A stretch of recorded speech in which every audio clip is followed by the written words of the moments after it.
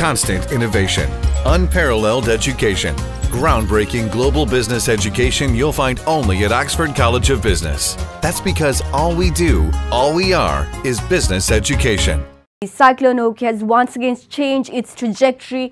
It was supposed to go deep into the Arabian Sea, but since last night it has gained strength while moving over the warm Arabian Sea.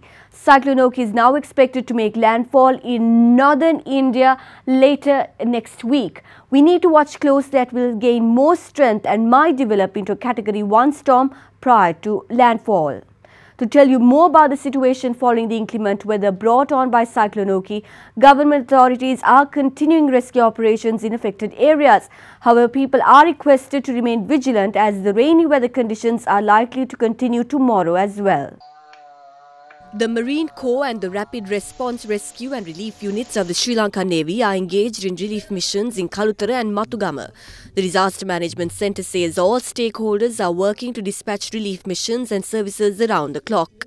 So all the relief missions being started by the Minister of Disaster Management and the National Disaster Relief Centre with the coordination of the Disaster Management Centre. And Triforces Police giving a police cooperation over the country in all the missions. And district secretaries and the division secretaries and the Gram Nidaris are coping with all ground level situations with the coordination of the district disaster management units. And relief services officers already coping with all other informations as well as the processes. The rain condition still been spreading scattered all over the country. So far, landslide warning being extended over Nuwara, Badulla, Matale, Kalutara, Galle, Matara, Hambantota and Monagara districts, and people need to be very vigilant with that prevailing rain conditions. If any signs of the landslide been observed, they need to move from those locations to the safe areas.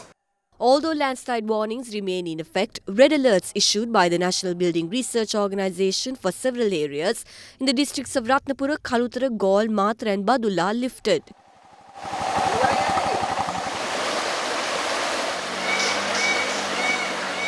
The Irrigation Department says it expects the water levels of rivers Ging, Nilvala and Kalu to gradually decrease to normal levels over the coming hours.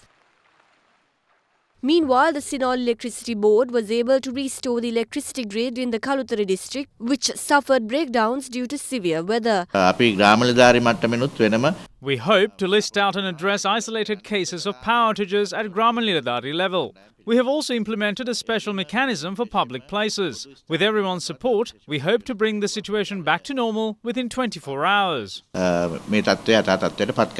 Measures were taken today to provide an allowance of 10,000 rupees to people affected by the severe weather conditions. The Ministry of Home Affairs stated that district secretariats and divisional secretariats of relevant districts will remain open tomorrow to disperse the allowances. The inclement weather has affected 16 districts across the island for a third day today, bringing on heavy rain, flooding and landslides. Fishermen and the naval community are urged to refrain from fishing or naval activities owing to rough seas. Dangedara, Samagiwatta, Nugaduwa and Kahaduwawatta in the Galle districts are affected by floods.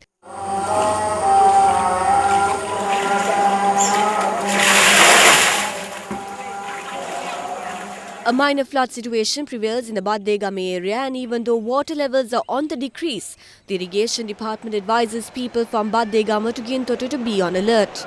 In the meantime, fishermen in the Galle port refrained from going out to sea today, while the bodies of those who went fishing during the past few days washed ashore in several places along the southern coast.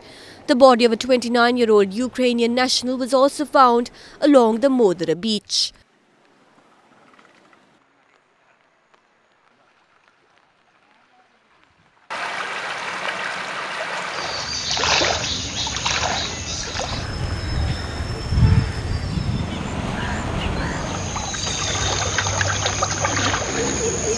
River Kirimara inundated the Kamburupitiya Mulatiyana road as it overflowed. In the meantime, Irrigation Department announced that there is a decrease in water levels of River Nilvala in Pitabadara and Panadugama areas in Matara.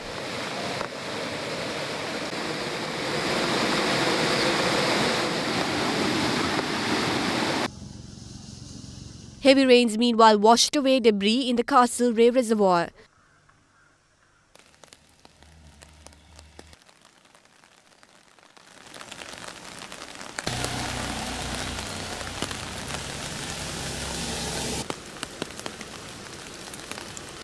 Ceylon Electricity Board said that all the reservoirs including Lakshapana, New Lakshapana, Canyon, Vimla Surendra and Polpiti have reached maximum capacity.